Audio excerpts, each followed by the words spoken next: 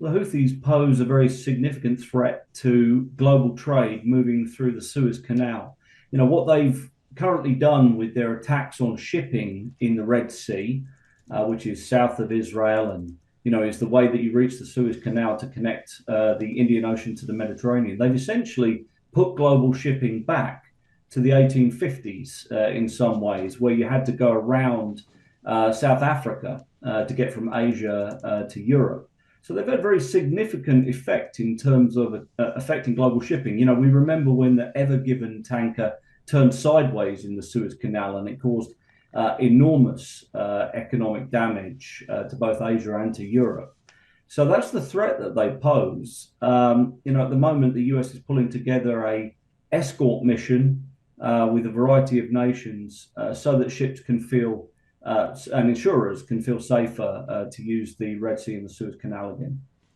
In your column the study that you wrote, you referred to them as the axis of resistance. I wonder if that was an intentional use of the terminology that we may remember from World War II. Yeah, and then there was also the axis of evil, if we remember, from 2002 as well. But it's what they call themselves, actually. It's an attempt to bring together all the different Iran-backed elements like Lebanese Hezbollah, Hamas, the Iraqi militias, and the Houthis in one movement that is there to resist both Israel and the United States. So it's their own terminology. And the Houthis, rather, are trying to demonstrate that they're the most radical and risk-acceptant member of the axis of resistance in this crisis.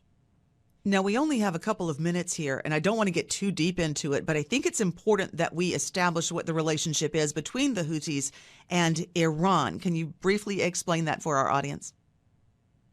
Yes. The Houthis built their movement as a clone of Lebanese Hezbollah, which was itself a clone of the post-revolution Iran's government. So if you imagine the Houthis would be the younger brother to Lebanese Hezbollah, and they both look up to their parent, the Islamic Republic of Iran. And there are very strong command and control links between the Iranians and the Houthis, including the provision of all of these advanced weapons which have been fired at Israel or at international shipping. So there's very tight connections indeed.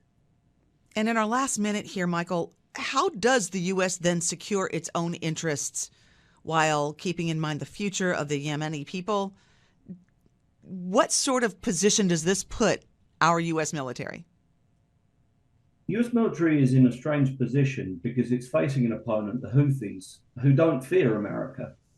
And it's also coming at a time when the Yemen peace process, which might end the 9-year-long war, the world's greatest humanitarian crisis, is almost ready to be signed. So the US doesn't want to do anything to disrupt that. And as a result, the Houthis are kind of bulletproof right now. They can do this to global shipping and nobody's going to do anything back to them. What should we be watching for over the next few weeks? We have about 30 seconds here. We should be watching to see how many more nations join the US in the escort mission in the Red Sea.